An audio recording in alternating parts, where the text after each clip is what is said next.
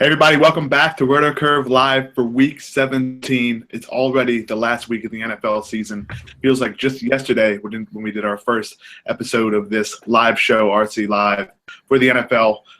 But as you know, I'm Josh Kalachi here with my co-host, as always, Jim McCormick, and Adam Pfeiffer is back.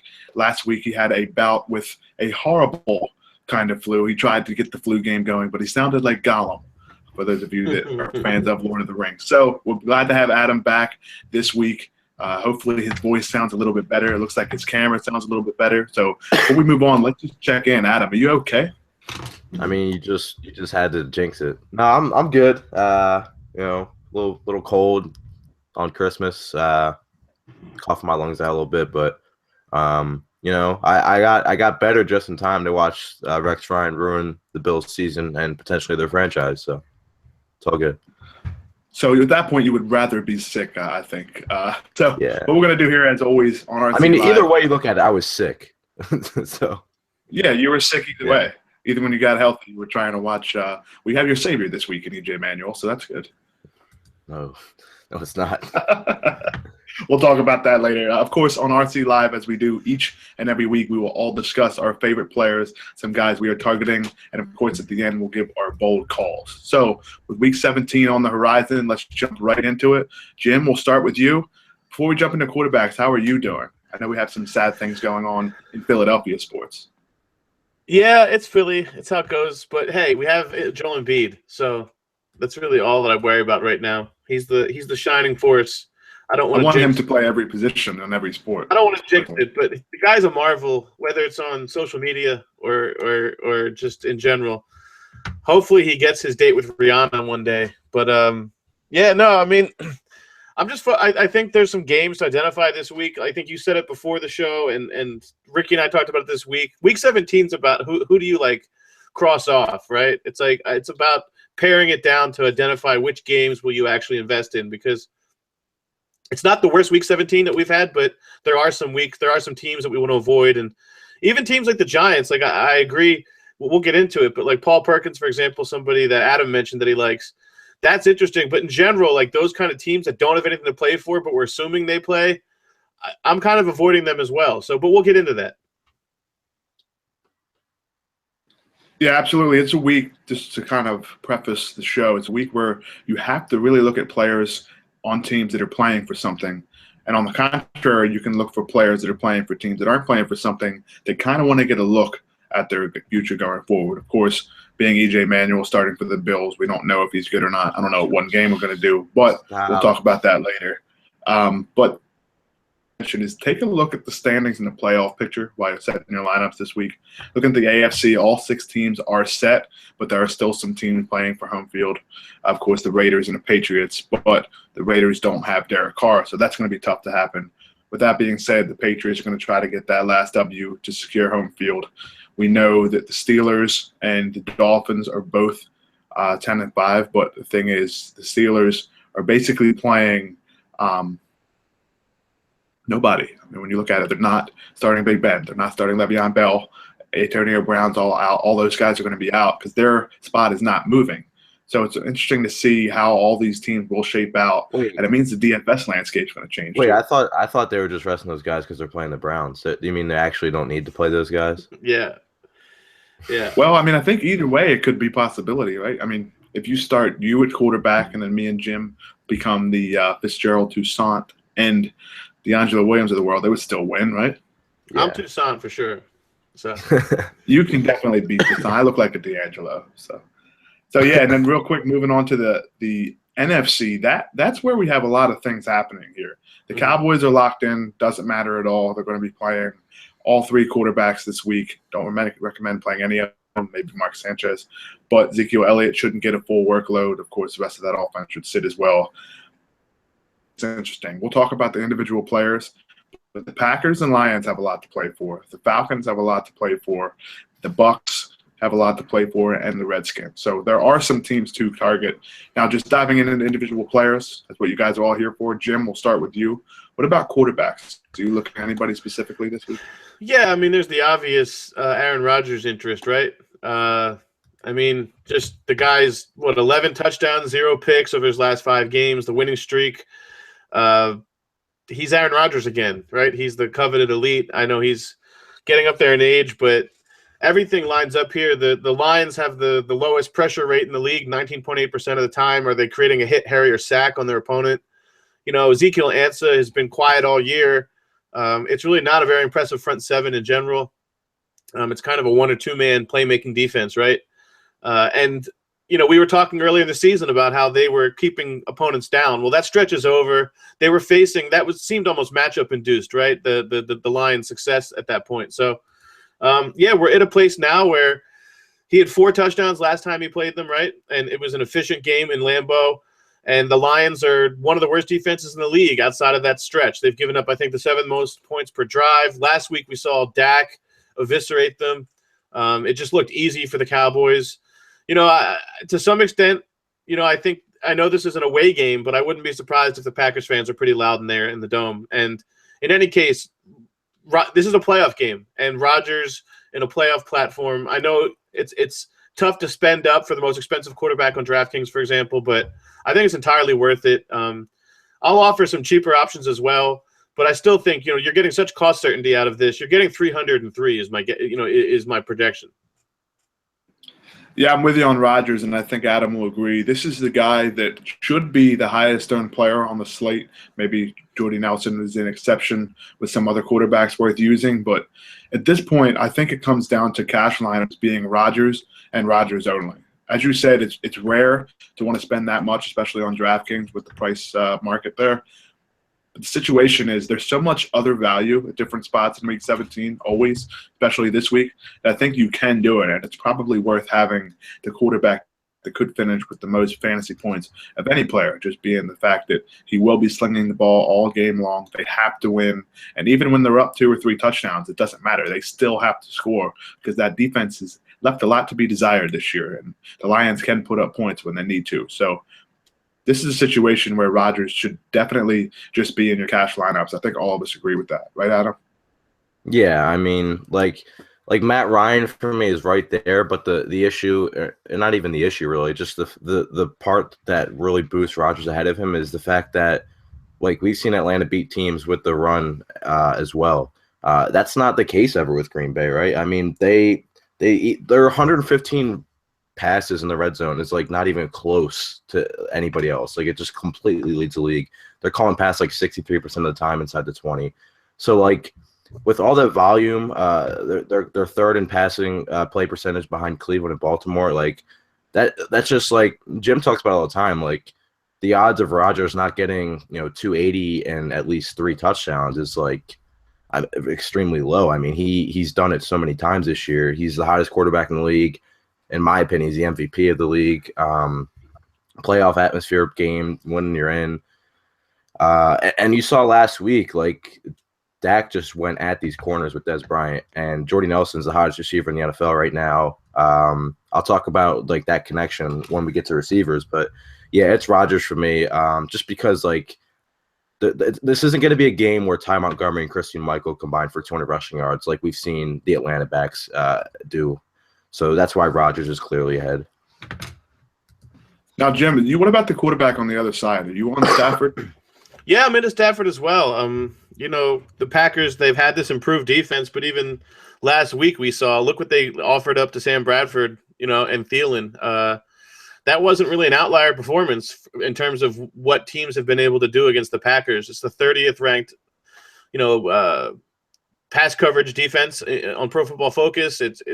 They have a somewhat of a pass rush back with Matthews, but it's still not your traditional honest pass rush where they're getting a ton of stuff from the line. So yeah, I mean, I think Stafford at home here on the fast track. The over/under is healthy. It's a week where a lot of games are in the low 40s, mid 40s. This one's creeping up towards 50. It's 49, I believe, and there's just a lot to like about this setup. I think we'll get into it with receivers, but I think both quarterbacks also have easily identifiable stacks. Rodgers obviously has Nelson, and then, we'll get into it, but Golden Tate has 30% of the market share since week 7 in that offense. So if you got a 30% receiver under 7K on DraftKings, I just think there's a relationship there. So yeah, I mean, I think there will be almost it's going to benefit you in tournaments, I think, to pivot away from this game, actually, because it's going to be the isolated highlight game.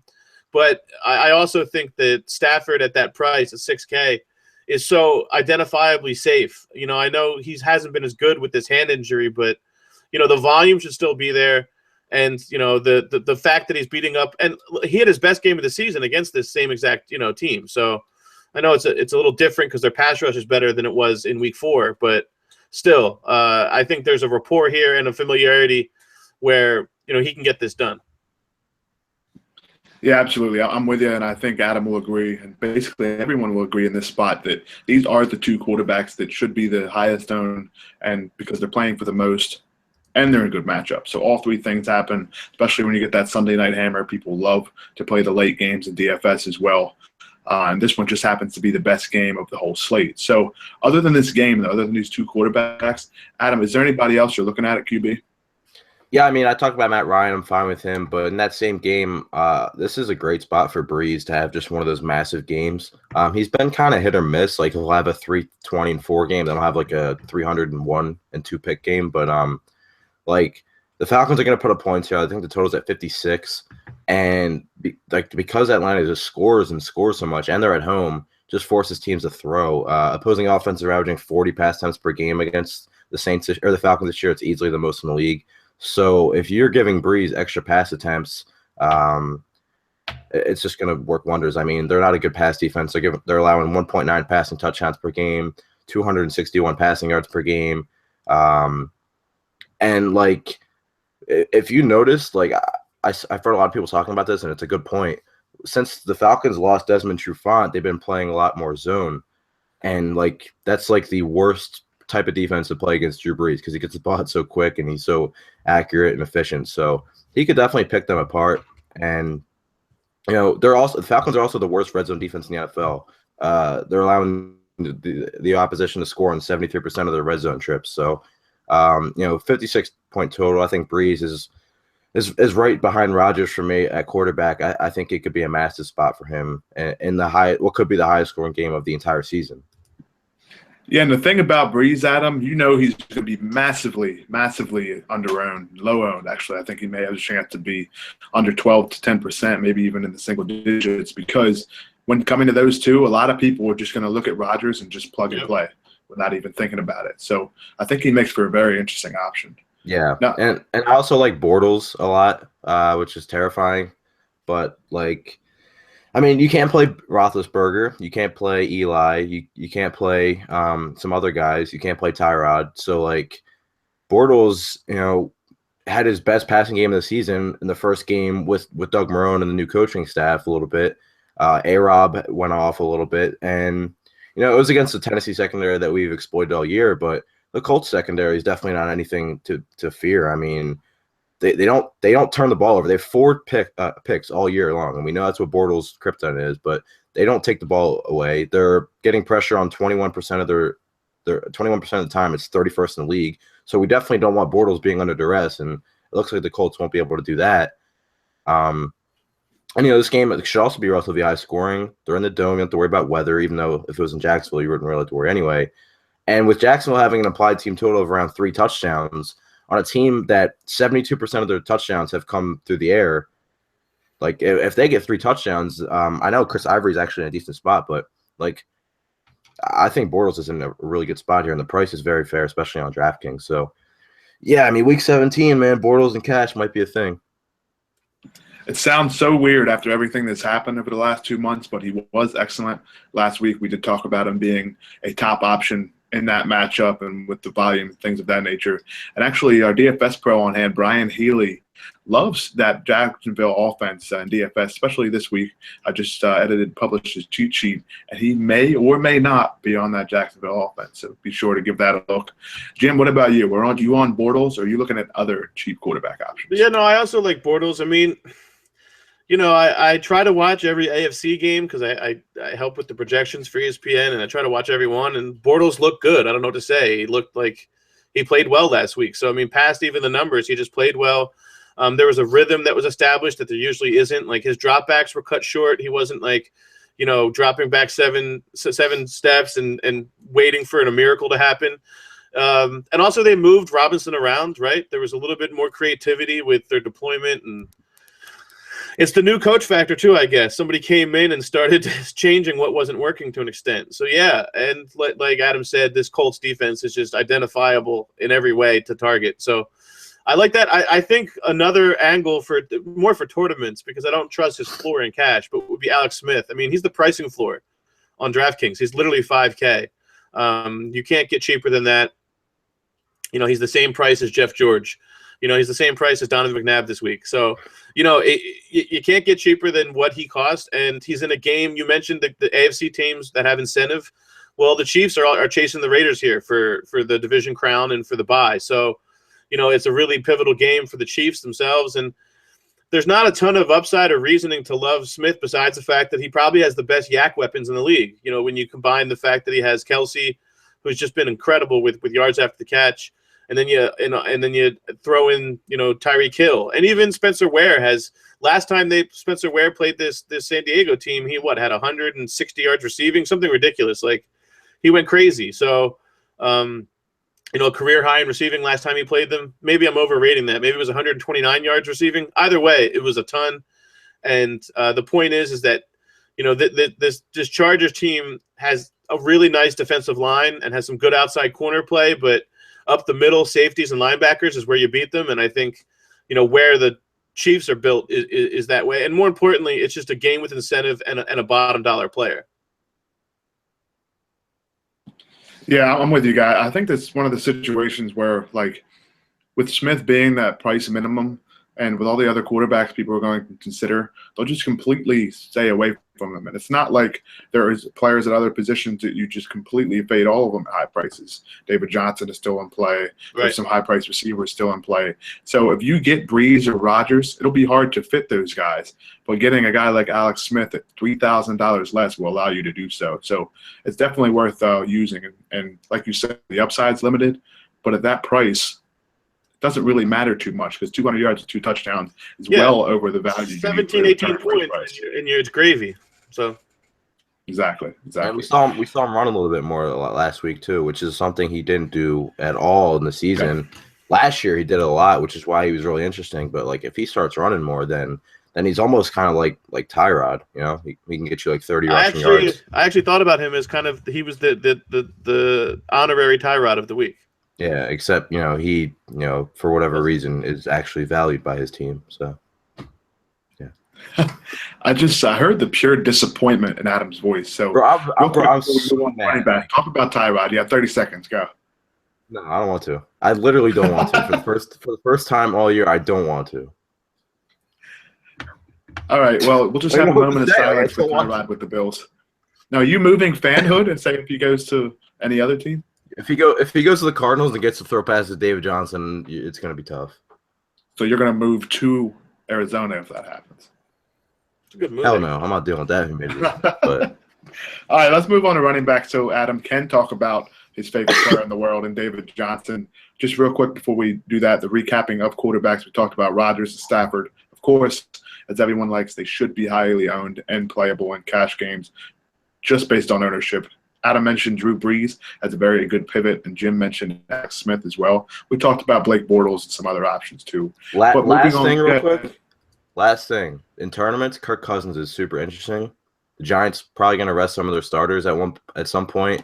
Redskins win and they're in, and like he's going to be low owned because people will still see the matchup, but like they got to put up points and they have to win this game. So like they're not going to take it easy or anything like that. So he's interesting in tournaments.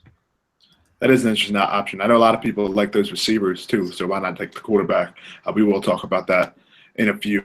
But moving on to running backs here, Le'Veon Bell's not playing. So finally, for the first time in what seems like forever, we're not going to see 30 or 40% of cash lineups spend $20,000 on their 2 running backs in Bell and David Johnson.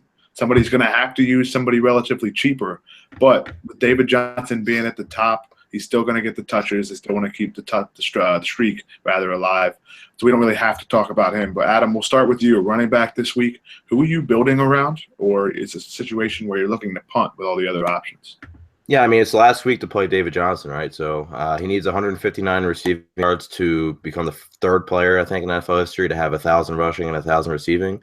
Like, I don't know if the Arians said they would try to get it for him. I mean, the dude's run like 500 pass routes this year, so like it's definitely in the cards. So yeah, if you want to play David Johnson, I don't really have a problem.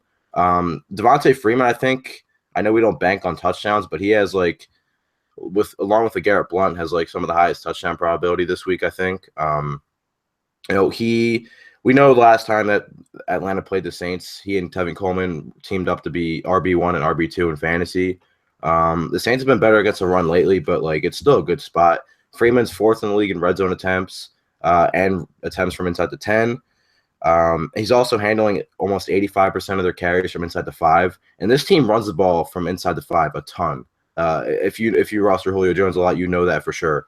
So, you know, the Saints are allowing a 1.2 rushing touchdowns per game, 18 total rushing touchdowns. Freeman, I think he's in a good spot here. People don't talk about the Falcons' offensive line with Oakland and Dallas, but like they're right there. I mean, they're generating 2.2 yards before contact per attempt this season, according to PFF. That's the third highest number in the league. So like they're generating running lanes, and the Saints aren't a great yards before contact defense. So I like Devontae Freeman a lot. He's not priced too. I think he's 7,000 on DraftKings, so he's definitely affordable. So yeah, he's one of my favorite guys for sure. If I'm not going up to David Johnson. Yeah, Devonta Freeman is actually right now second in RC rating among running backs, right behind David Johnson, and that's very telling because he is in a quote unquote timeshare with Tevin Coleman. So yeah, people talk about that. Yeah, people talk about that, but he still has at least 15 touches, I think, in every game. So it really hasn't mattered. Yeah. And then real quick before we get to Jim, just because we're on that game, I also really like Mark Ingram in that same game. He's, you know, he had that temper tantrum a couple weeks ago, but he handled pretty much all the short yardage work last week. He got 2 touchdowns. He had 90 rushing yards. And if you looked over the last 2 weeks, the playing time has shifted to Ingram. Over the last 2 weeks, Ingram has 39 touches. Hightower has 23. In Tampa Bay, Ingram actually had his highest snap rate of the season at 68%, and Hightower only played 15 snaps. So the dude's playing well. He's averaging 4.8 yards per carry over the last 2 weeks. We know the Falcons are bad against running backs, especially pass-catching running backs. And Drew Brees is targeting the running back position 24% of the time this year. So a lot of pass-catching ability for Ingram in this spot. And he has some incentive here. He needs 60 rushing yards to get 1,000. I believe they'll give an extra $100,000. So definitely some incentive there for Mark Ingram if you're looking at that route. Love his price too, and we expect this game to be a shootout. And you know he's kind of game script proof because he's going to catch the ball too. I mean, so I like Ingram a lot. He's one of my favorite running back plays this week. And again, I talked about it. The Falcons are terrible in the red zone in terms of defense. Yeah, Ingram is just $6,100 on FanDuel this week, which is far too low. Yeah, he was literally, when I made one of my first FanDuel lineups, he was the first person I plugged in on FanDuel. Yeah, exactly. It's one of those situations where you have the upside, you have the safety based on the snaps. You just hope that at some point he doesn't get to 999 yards and then he gets pulled because we will see yet another depth. He would go nuts. Jim, what about you, running back this week? Who are you looking at? Yeah, I think stacking in that Atlanta game. I mean, the average point total in Atlanta this year has been 61.2 points, right? The lowest scoring game was 54 points, and that was when, you know, the 49ers only put up 14 points. So, yeah, it's all the shootout metrics add up. I mean, it's a mature sample, right? We're entering the 8th game of the season in the Georgia Dome, and we're talking about the lowest point total is 54. So this 56 is actually conservative. I think it's almost as high as Vegas is willing to go on it, but it's a game that's going to be in the 60s by all accounts. And so, yeah, and the offensive line is actually even openly talking up the fact that, you know, they have an agenda to get Ingram his number. So, you know, I think that's fairly realistic. If not, like, we can just, that's not his floor, but, you know, it's fairly safe to project 80 total yards for this guy. At a minimum. But yeah, both those backs are really great in great situations. I think another back, I mean, I think that the crowd might be hesitant, but the matchup is so great. But, you know, it's with the Seattle Seahawks like auditioning 5 backs this week and talking about, I think There's been some talk about practice squad guys they brought up and whether that indicates that Rawls won't be available. But I actually think it means, Procise isn't ready either. But the word is Rawls went through a full practice yesterday, whether that's like coach speak or not. It was a closed practice, so people really couldn't get their eyes on it. But the idea being, if Rawls really is the guy, and we have to kind of believe that he is, if he's a full go, then it's just get your engines ready against San Francisco, right? It's like every game you have to do that. San Francisco is not just bad against the run; it's the third most rushing yards allowed to running backs since 2001. So I mean, we're talking about the last 15 seasons. This is one of the worst rush defenses, historically. So yeah, it's just get your guys ready, and that's if you think about it, that's even more impressive because when you go back to 2001 and that era before, like teams were running all the time, right? Like this is an era where it's pass heavy, so you have this kind of allowance rate against an NFL that is trending so pass happy. So, yeah, I just think Rawls, even with 15 to 18 touches, can still put up, 100 and a score. That's providing value. If there is any question, Alex Collins is interesting, but I still think it's Rawls is the guy that they want to get going for the playoffs. I know there's this idea of having him healthy for the playoffs, but there's also this idea of having him productive for the playoffs. And I think, if this isn't a minor injury and the way that Carroll's speaking it up, I think there's a lot of incentive to get him out there. Other than that, I like Jaquiz Rodgers. I just think, again, the Bucs need a 9-team parlay to play out, 400-1 odds. I've tried those bets in Vegas. They don't really work out. But at the same time, the first part of that parlay is them winning the game. And it's an early game, so they're going to be trying. And last time we saw – no Charles Sims, no Martin. Last time we saw Quiz with this kind of workload, that 3-week period, I think it was week 5 through week 8, included a bye week. He averaged, 18 fantasy points a game on DraftKings, and he only scored 1 touchdown over that stretch. So it was volume driven and yardage driven and touch driven. And so, as Adam likes to say, it was game script proof to an extent because it didn't require touchdowns. And if he does score a touchdown, against, this Carolina team without Luke Kuechly and Adam Klein in the middle, or AJ Klein in the middle, they're giving up, 4.7 yards per carry, 2.7 yards before contact. These are above average allowance rates. I think they're both in the bottom 10 in the league over the last month. So, yeah, Kuechly's not going to play. They don't really have, Kawan Short is a really talented pass rusher, but he's not a run stuffer.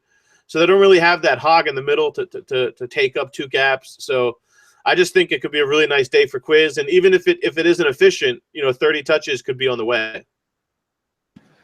Yeah, Jim, I'm glad you brought up Quiz because just talking to some other people throughout the week, I'm not sure why not more people are on him. I don't understand it. I know you're on him. I'm on him. Brian Healy texting him this morning. He's on him. The last time, like you said, without Doug Martin and Charles Sims, this guy gets all the work. Right. And believe it or not, the last time these two teams played each other, it was the same situation. I'm going to go over this first drive that Tampa Bay had with Jaquiz Rodgers against Carolina. You ready? Jaquiz Rodgers up the middle for -3 yards. Rodgers up the middle for 9. Rodgers left for 5. Rodgers for 2. Rodgers for 5. Rodgers catches a pass. Incomplete to Jaquiz Rodgers. There's literally 16 plays in this drive. He touched the ball or was targeted 12 or 13 times. So they're trying to get the ball to this guy. This is when they had Kuechly. Kuechly made about 6 tackles on this drive. Kuechly's not there. They also had Cameron Brate there who's on IR. Like, who the hell are they going to throw the ball to? Exactly. Evans and Quiz. Exactly, yeah. And actually, Vincent Jackson caught 3 passes in that game, too. Seems like forever since he played. But, yeah, so it's a situation where Rodgers had 30 carries. He caught 5 passes. The ball is going to this guy. There's no other options for them. I know Carolina's defense is great on paper. What we talked about not having Kuechly is definitely a big hole in the defense for them.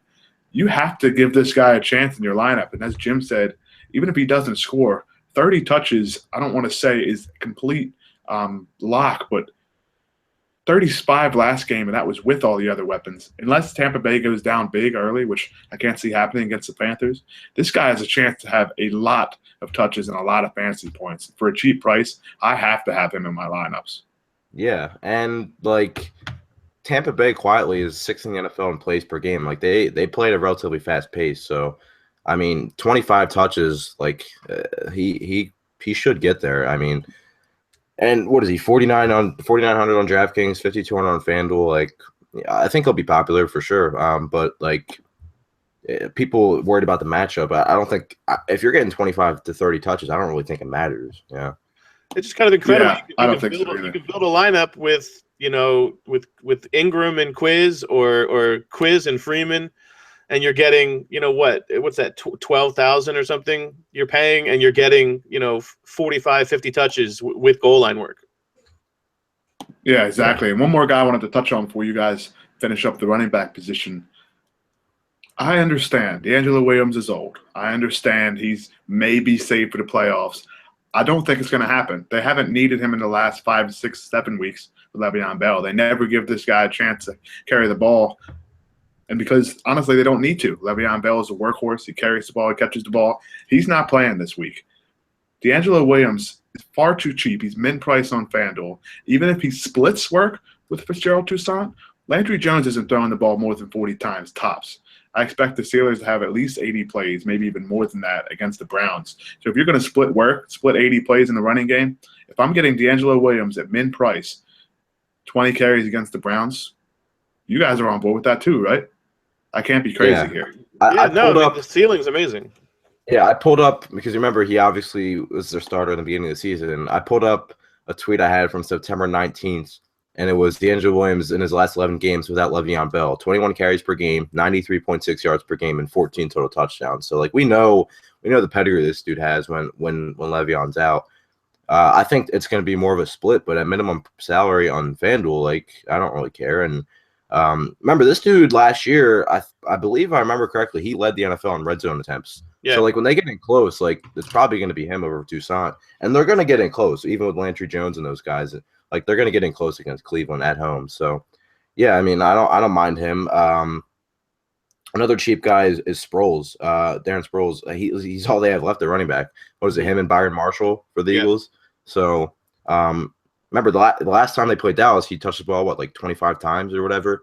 So, we know Dallas is probably going to rest their starters, especially on both ends of the ball. And you got to think Sean Lee is going to be the guy they rest or they have the most intention of resting because he's dealt with injury, and that's their best player on defense. So, Dallas also, running backs are catching 78% of their targets against Dallas, and they're averaging 5.6 catches per game against Dallas, the sixth most in the NFL.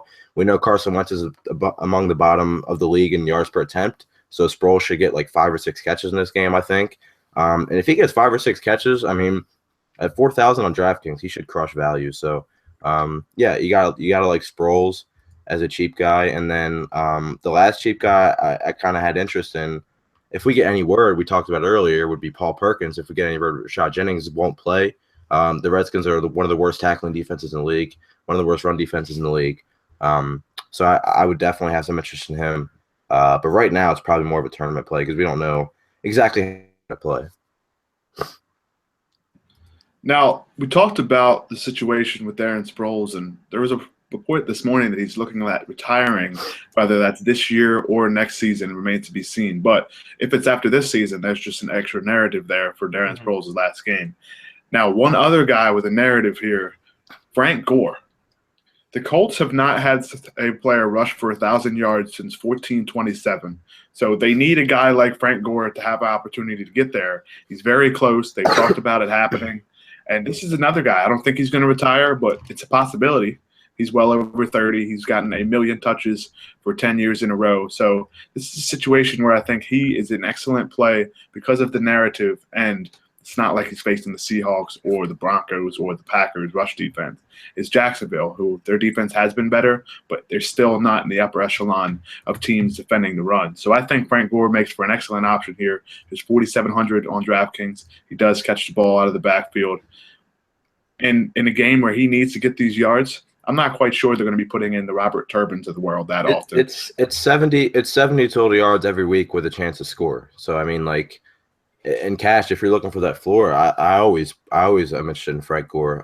By the way, he's never going to retire. I mean, you can't kill Frank Gore. He's going to be drafted in the 9th, 10th round of fantasy drafts in 2030. So can't kill him. If there's anybody that's going to play running back at 38, 39, 40, it's got to be. He's going to be the Julio right? Franco of running backs. See, we just brought up a name here that So he's the Julio Franco, or I know Jim remembers Jesse Orozco. So he will be Frank Gore is Jesse Orozco. First time that's ever been said. Show, but it's something to take into consideration. Now, guys, do you have anybody left at running back? I know we touched on quite a few guys.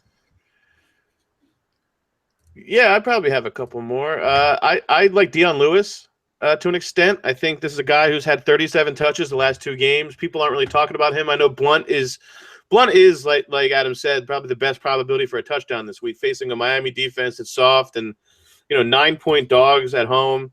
It just everything adds up correlation wise for Blunt to have his 2 or 3 rewarding goal line touches. But I just think Lewis, there's an agenda here to get this guy going before the playoffs, and he's getting touches, and it's not just a handful of touches. 18 and 16 carries the last 2 games. Not a ton of receiving work, but if anything does come, then it's just upside. But he looks really good on tape, to get back into the tape thing. I mean, he looks like Dion Lewis again. We haven't seen the huge play yet, but it definitely could come, particularly when Kiko Alonso is involved. Yeah, he's getting a lot of work the last 2 weeks too. I mean, he's playing a lot of snaps. So I don't mind him for sure. I wrote up Blunt in my cash game piece, but like if Blunt doesn't score the touchdowns, then Lewis is gonna have a better game because he's playing. I'll have to look at the snaps, but he's probably playing almost the same amount, maybe even more, over the last couple weeks. Chris Ivory's the last guy I forgot to mention. All the running backs are hurt. He's been practicing. It's been limited, but if he's good to go, I mean, he's 4,100. Is going to get all the work for a Jacksonville offense that's actually been running the ball a little more than usual the last couple weeks against a Colts team that their defense is anything to worry about. So the price tag for Ivory, who's going to get all the work, would be really interesting as well. Yeah, I agree with you guys on both. One guy I did want to, or one stat I did want to touch on with Dion Lewis is in his 53 carries so far this season, he's averaging more yards per carry than any of the other running backs, 4.4 yards per carry. And his long carry of the season is only 15 yards. So to me, the guy that's getting 4.5 yards a carry and he hasn't had a rush for over 15, that tells you how efficient he has been. And we know LeGarrette Blount is the guy that's going to get you 3 yards no matter what the play is. His yard per carry is under 4. So it's a situation where I think I agree with Jim where he's saying they will want to get Dion Lewis involved. They will want to get him ready for the playoffs. And with this 3rd game in a row, giving him extra touches, it's definitely going to be worth using in DFS because his price hasn't fully appreciated yet either. All right, let's recap running backs real quick before we move on to wide receivers because there is a lot of wide receivers to talk about this week. We touched on David Johnson, of course, and both the running backs in the Saints-Falcons game in Devonta Freeman and Mark Ingram. Thomas Rawls is the lucky guy who gets to face the San Francisco 49ers' woeful rush defense. We also talked about DeAngelo Williams, Jacquizz Rodgers. Adam just mentioned Chris Ivory, and, of course, Jim talking about Dion Lewis. So moving on to wide receivers here, I got to start this off with a narrative. Steve Smith. It's going to be his last game in the NFL. Steve Smith is a RotoCurve favorite, by the way. Steve always Smith high up. Is always high up on on the rating. I just watched his football life again. Man, it's a good one. Damn, I need to watch that one. It's a classic.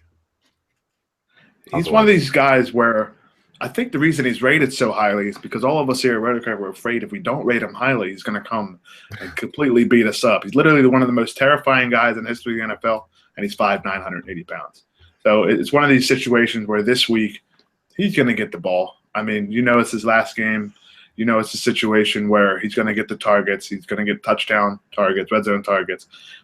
He's worth a shot in playing. If there's ever been a narrative worth using, it's got to be Steve Smith. Right, Jim? Yeah, no, I mean, there's going to be a ton of targets here. John Harbaugh already said this is a really big game for Smith. They know that there's nothing on the line otherwise. Harbaugh, actually, there's a cool story. Harbaugh, when he made his first Pro Bowl as a rookie, Steve Smith, as a returner only, Harbaugh was the special teams coach from the Eagles who were there. And he advised him to go get in the mix with the receivers. And, the receivers coach basically was like, you're a special teamer, get out of here. But he got him into the mix, and it kind of just part of his whole chip on his shoulder kind of thing. And then, 15 years later, this guy's his coach in his last game.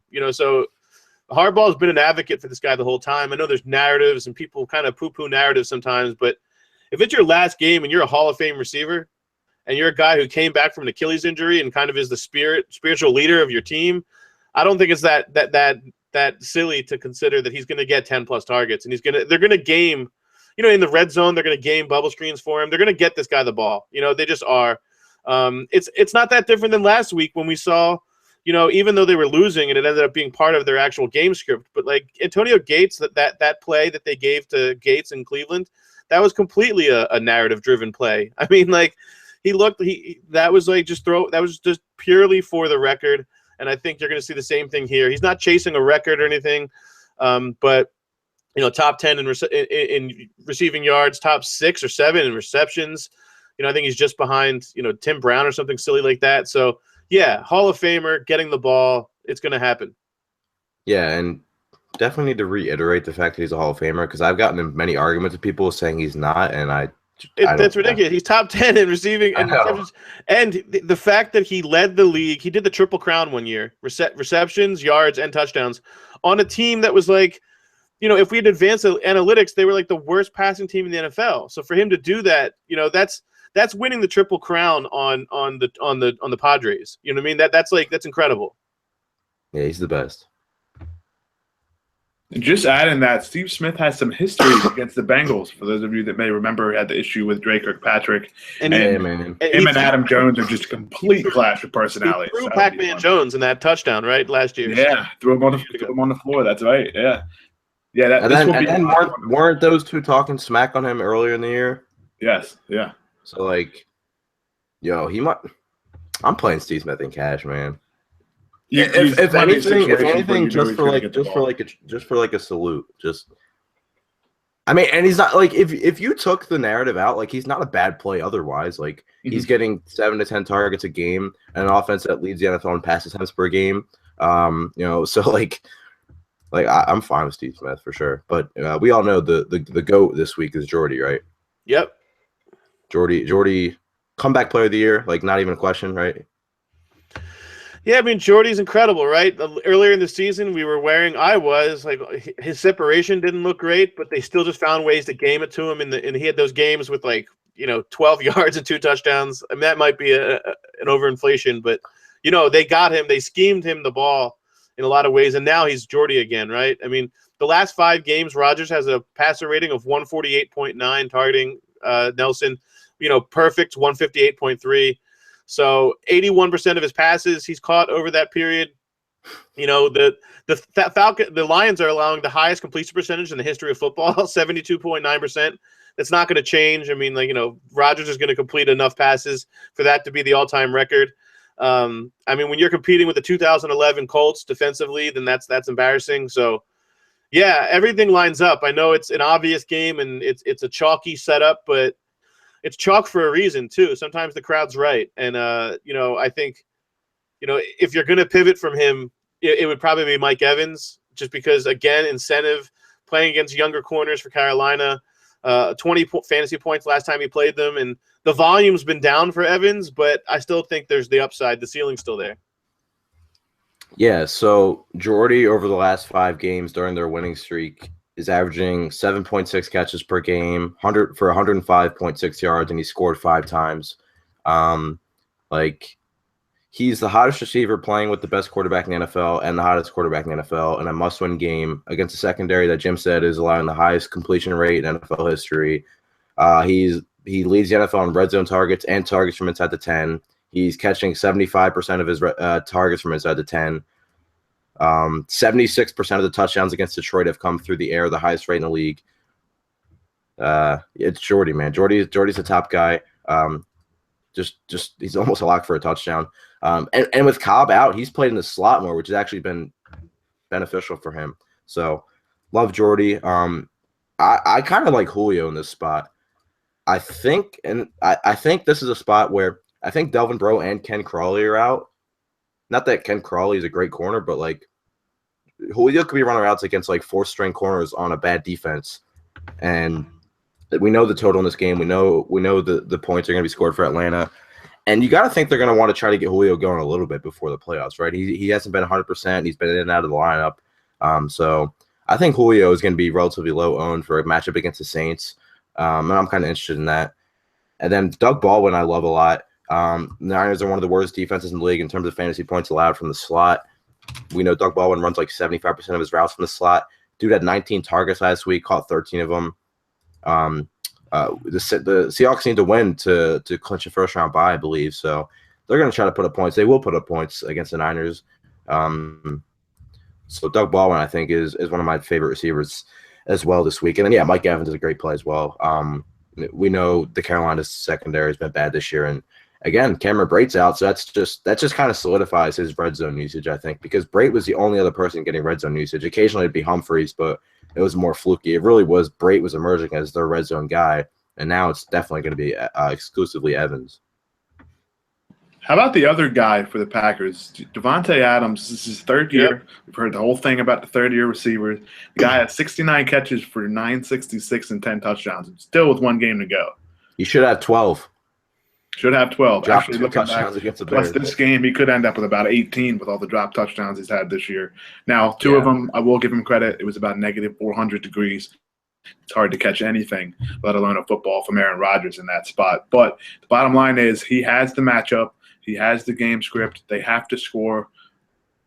And he's been overshadowed a bit by Jordy Nelson. He's actually had a very good year statistically. So there was a point this year where, like 4 weeks ago or 5 weeks ago, he was the wide receiver 4 in fantasy. Yeah, he was. He had double digits, over a dozen targets 4 or 5 games in a row. I still think that is within realm this week.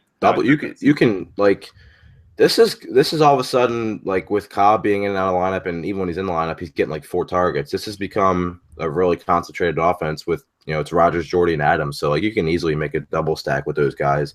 They don't have any tight end consistency, and they haven't for years. Montgomery has been hit or miss, obviously.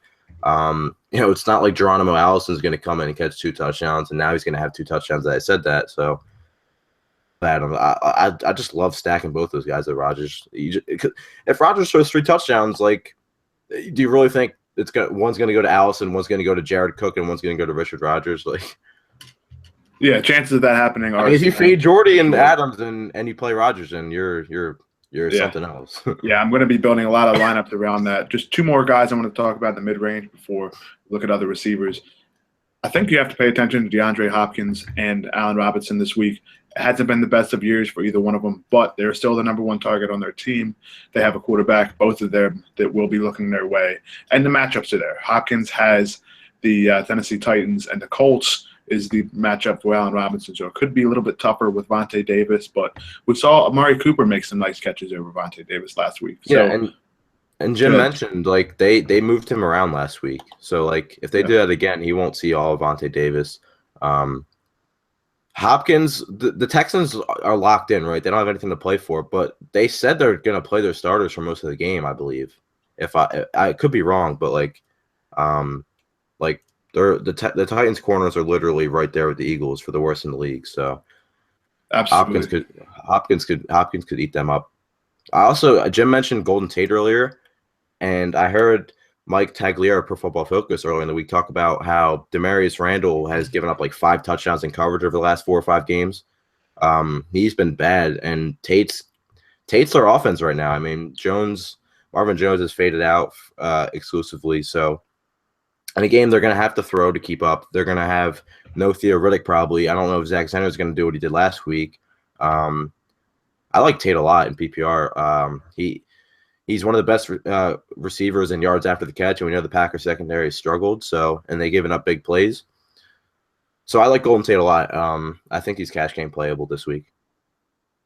Now, Jim, a couple of receivers I wanted to ask you about, and then some you maybe of yourself. What about some guys that are popping up here, Sammy Watkins or Emmanuel Sanders, or what about going back to the well with Adam Thielen? I think Thielen is the most intriguing of that trio. Diggs didn't practice today, so he's probably out. Diggs. It looks like Diggs finally gonna get shut down with his hip thing, and then just the matchup's still there, right? I mean, like, they're gonna be enough. I also think there's a game script thing where there's gonna be increased possessions for the Vikings. Second highest pressure rate. Barkley has been terrible against pressure. 2.7 yards per attempt under pressure, and I just think it could be a day where the Vikings, as bad as they've played, kind of take out their bad season here on the Bears. That's not even a narrative thing. It's just their defense is so overmatched against that Bears offense. And then I think that helps Thielen. I also just think Thielen, like with the Diggs thing, he's been Diggs basically the last 6 weeks. He's been the market share guy there. So the other 2 guys, I'm not. I mean, I think Sanders has upside because Paxton Lynch throws the ball deep. The 2 games he played earlier in the year, I think he was averaging like 10 yards per attempt downfield, not per completion, but like average depth of target is what I mean, air yards per attempt. So he does throw the ball past the sticks. There's some interest, but that's really where it ends. I'm most interested in Thielen of that trio, but other than that, I think getting into receivers like. Who are some guys that I like? I like Michael Thomas, for example. I think he's a cheap path into that Georgia Dome game. We talk about the Superdome as the fantasy fest, but this year it's almost been the Georgia Dome, right? We've already established that. So Thomas actually has averaged more points on the road than at home. So the magic of the Superdome, he's not like bound to it, maybe like Cooks is.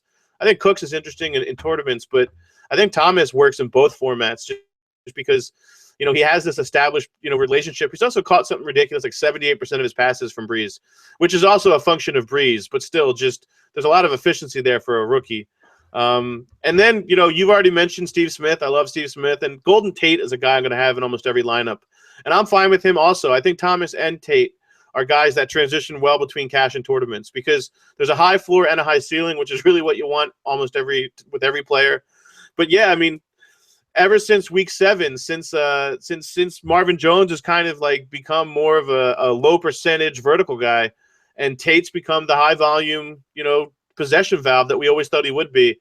It was really disappointing those first 6 weeks, especially if you'd had him in redraft. But since then, Tate's been Tate, and this defense is not capable of slowing down Tate. I don't think. He's going to be working all over the field, and 10 targets is quite realistic. And if game script works out where you think the Packers beat up on the Lions, that could only actually help Tate's case. Yeah, exactly. Going back to Tate, Theoretic probably won't play again. He didn't practice again this morning. Since week 12, Golden Tate has 5 catches in every single game. He has double-digit targets in 3 of his last 4. The last game, he only had 6 targets but caught all 6 balls. They got crushed by Dallas, and we know about Dallas limiting opposing team possessions. We can kind of throw that out the window. He's the guy right now for the Lions. I think this is one of these games where that they're going to be giving him the ball. They have to score to keep up with the Aaron Rodgers-led Packers offense. Everything clicks here, so I'm with Jim. I think having Golden Tate in a majority of lineups everywhere is a very valid strategy this week for sure. Last guy, and I think is might be my bold call, but he's really phased out of the offense the last couple weeks. But Jamison Crowder, I kind of have interest in. We know the slot middle receivers at the Giants this year. I had just a sheet that just showed what the interior receivers and tight ends have done against the Giants. It was a long list, but I talked about it. They're probably gonna rest some of their starters at some point in this game. The Redskins have to keep their foot on the gas pedal. They have to win this game. And Crowder's he's a talented dude. So I think he could break one in this game. We know Cousins takes shots down the field, so he might be a guy that I've sprinkled in some tournaments for sure because nobody's gonna play him. Jackson's been coming on, Garcon's been coming on. Reed looks like he's as healthy as he's been the last couple weeks, so maybe people will play him. But I might have some interest in Jamison Crowder. Before we move on to tight end, one guy I did want to touch on quickly was actually a receiver that I think is gone a little bit under the radar because of the news that's come out. A lot of people were afraid of Landry Jones, but Eli Rogers is supposed to be the AB, the Antonio Brown this week for the Steelers. AB is resting. We know Eli Rogers has a similar skill set, not nearly on the same level or even atmosphere or stratosphere, I guess is what I'm trying to say, is Antonio Brown.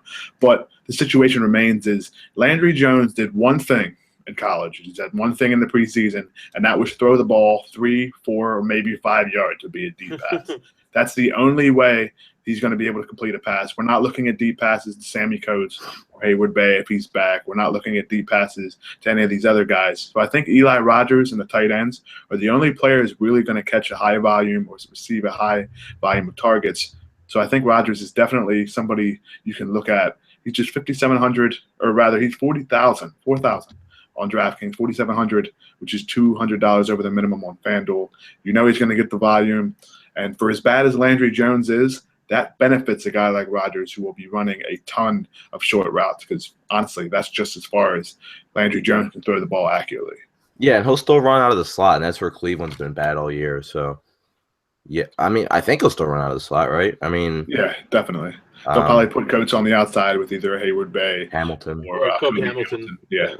So, yeah, he's definitely an interesting play. We just recap a little bit of wide receivers. Jim made an excellent case for Golden Tate. Be sure to keep him in a lot of your lineups. We talked about Nelson. We talked about Adams. And, of course, the guys towards the top in Mike Evans and Julio Jones. Moving on to tight ends. Not a lot of fun for a long time. Man. And I think it's one of these situations where since Gronkowski's been out, tight end has not been something that people are paying for any week. This week, though, I do think Jordan Reed is worth using. They have to win and have to have a few things happen to make sure that they stay in the playoff hunt. The middle of the field is weak for the Giants, and as Adam been saying all show, they will be benching their starters at some point. Jordan Reed could make for an excellent play. The red zone targets will be there. And his price on DraftKings really came down while he was hurt. $5,100 you can spend for him at tight end and not really crush your dreams as in terms of spending down in the 4,000s for a lot of tight ends of late. And you know the talent levels there. What do you think his ownership is going to be? Because for some odd reason, Travis Kelce's $5K on DraftKings. He's the third highest priced tight end, and he's literally been the best tight end in the NFL this year. I don't get that, but like people are obviously going to play Kelce over Jordan Reed. So, on FanDuel they're 7,000 and 6,800. So DraftKings are far too cheap, especially being PPR. DraftKings, I'm just going to play Travis Kelce. I don't know why he's still cheap. Jim mentioned the Chiefs still have something to play for. The Chargers are bad in the middle of the field, and this is a guy who is literally finally their offense. And with Casey Hayward on the outside, Macklin probably, who's been phased out, probably won't do anything. So it'll probably be a Kelce game, and I don't know why he's $5,000 on DraftKings. I don't get that, but I just put him in my flex. I might run 2 tight ends this week just so I can play Kelce at the flex. And one of those tight ends I look at probably is Eric Ebron, who has 24 targets over the last 3 weeks. And we talk about it again. I mean, it's really Ebron. It's going to be Ebron and Golden Tate. The Packers have been bottom of the pack, no pun intended, against tight ends. And, Ebron, he's just not scoring. I mean, if he scores, he's going to crush value. And I think he can score in this spot. And what is he, 3,600? I like him. And then if you're going down, I mean, Jesse James, there's no way they play Ladarius Green. We obviously know Bell and Brown aren't playing. It's like 50% of their targets, 60% of the targets are not going to be playing. So somebody's got to catch the ball. And we talked about Landry Jones. He's not going to take shots down the field. And the Browns are the worst against tight ends. What is it, like 13 touchdowns they've allowed to tight ends this year? So I think Jesse James is interesting. Jim, what about you with tight end this week? I know it's a tough position, but there are some options. Yeah, I mean, Ebron is one, and I agree. The Kelce price is like, it's almost like so low that you're like questioning it, but you have to leverage him in cash. He just has been so amazing in terms of target share as well. I mean, like 26% of the targets, since week 6. Like he's a wide receiver 1 in terms of his usage pattern. This is a guy who doesn't show up as a high floor guy at all. He's very dangerous, but for tournaments, I think there is some ceiling to Jared Cook. I know we've been talking about Jared Cook for about 20 years now and what an athlete he is and everything, but look, he's got 17% of the targets over the last 3 games. Only Jordy and Devontae have a higher target share. A lot of this actually plays into if Cobb is available. I think if Cobb is out there, it kind of ruins this play, but he's been targeted 24% of his routes over the last 3 weeks. The Lions are bad against tight ends, third most touchdowns, third highest completion rate. And, Aaron Rodgers has tallied 15 touchdowns and 1 interception with Cook on the field this year, kind of being his seam route guy. So, he's been efficient. It's kind of, you could think that he's going to want Cook out there in the field with him. But really, if I'm not paying for Kelce and I'm in a tournament, it's really Ebron or Cook. Cook is obviously the way where I'm just kind of punting. If you're really truly punting, I haven't looked the price up, but Jeff Heuerman for Denver. I know it's a goofy call, but Oakland's been bad against the position, and I think he's just a cheap way to differentiate in a tournament. Watch him actually have a good game, just because I know I'm not going to actually play him. But I think Ebron is the guy you pivot off of Kelce, though, just because wide receiver like skill set, and he's second in target share behind Tate over the last 6 weeks. Yeah, Heuerman's actually very interesting, Jim. I'm glad you mentioned him because in college, he was probably the best pass catcher That's coming what I out mean. Yeah, people in think that he's like a class. plug-in So guy. he can do it. Yeah, he's a third rounder from Ohio State. I mean, he's been priced a on both sites at every 2,500 and and you know 4,500. Kubiak schemes for the tight end. I'm just saying, like, there's something there that's somewhat interesting. Yeah, absolutely. And like 2,500 is one of those things where if he catches one touchdown, he's crushing what he needs to be doing. Right. So, yeah, for me, I'm with you guys. I think Heuerman's very interesting flyer. I would recommend doing that in maybe if you're playing 100 lineups, if you want to play 5 of him, or 20 lineups, you play him 1, just as a way to differentiate yourself because there will be a lot of similar lineups. But for me this week, I'm with you guys. It's Kelsey. I think Jordan Reed's a very interesting pivot in tournaments because of how low that ownership will be. And then it's Ebron. So I'm pretty sure we all agree in this situation with tight end. Now, my favorite part here, bold calls. It's the last RC Live of the season for NFL. So let's make these bold calls count. I'm going to take it away first. I think the combination of D'Angelo Williams and Jacquizz Rodgers at a total of 9,700 on FanDuel gets you 50 touches and over 45 fantasy points. So don't miss out on those two. Jim, what about you? So Jacquizz Rodgers is getting 44. I mean, I think we may have to. I have like a talk D-Will too. We have to arm wrestle and fight over this. I think D-Will is the guy this week. I really do. I like D-Will too. I mean, he's the goods. So last time I did a bull call, it was the Crabtree call. You remember that? It was good. Yeah, that was about 10 weeks ago. You had the swine for a while. So yeah. So I'm gonna try to predict the stat line again. I'm gonna go Jamison Crowder. 6 catches, 90 yards, and a touchdown. The Giants in the end of the seam in the middle of the field catches a long one, and I'll get to that number. So 6 for 90 and a touchdown. All right, Jim. What about you? This has got to be a good one. Is it Heuerman 15 for 154? I'm going to do 2. I'll do one with Heuerman. I think Heuerman catches 5 for 76 and a touchdown. Yes. Love it. I love it. And I think Steve Smith, I think they do everything they can to get him over the century mark. So I think he gets 8 for 103 and ends up being one of the best, cash receivers of the week. Love that. So all right, I'm gonna go make a lineup now with D'Angelo, with Quiz, with Crowder, with Heuerman, and with Steve Smith. And Blake Bortles to make it weird. Yeah. Oh yeah, I'll have about $4,000 left at each position. Exactly. But yeah, that will be a great lineup to make. Just cause you can do it. I mean, he might get 0, but you can do it. Just out of respect. What if he comes out and holds it and then do a fake field goal when he throws a touchdown pass to Heuerman? I can't believe they're not playing Cardell Jones. That's who I want to see. So I think they're going to play him. I'm with you. I think they'll play him a little bit. All right, so that'll basically wrap up RC Live for the 2016 NFL season, and it's fitting that we finish with Tyrod Taylor and Cardell Jones being fit in, along with Jeff Heuerman. Now, I wish they were on the same team because it would be fun to see Cardell to Heuerman again, right, Jim? Yeah, get those boys back together, scramble and throw the seam. All right, that'll wrap it up here. I think if we get too much deeper into former Ohio State players, we may end up pissing off some Clemson fans who have a big game in the next few days. So recapping here, we just talked about all the players. We do think the game to target, of course, as everybody will be looking at the late game in Green Bay and the Lions. But recapping all the other things we have on RotoCurve for Week 17 in NFL. All the tools and cheat sheets were just updated again this morning. We made sure to update those. You have cheat sheets for each position. There is a database with full red zone stats, snaps, targets, touches, all sorts of information you can use to help make your lineups. A lot of the information you hear Adam say, where he just is a full database of his own memorizing stats. There's another part of a brain that I think a lot of us want to have. They come from a lot of those statistics on the RotoCurve database. I also touched on Brian Healy having his cheat sheet available. We published this morning. It is the last one for the season, so be sure to take advantage of Brian Healy's picks. He's an excellent player, a DFS pro, and he's been to a few live finals already this year, so be sure to go check that out.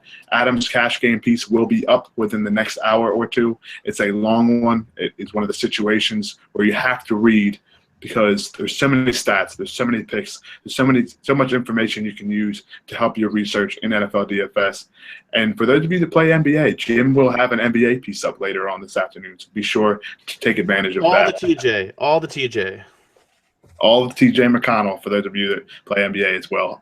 Now, all this content Under $1 a day, there is not a better bargain. One more promo before we head out.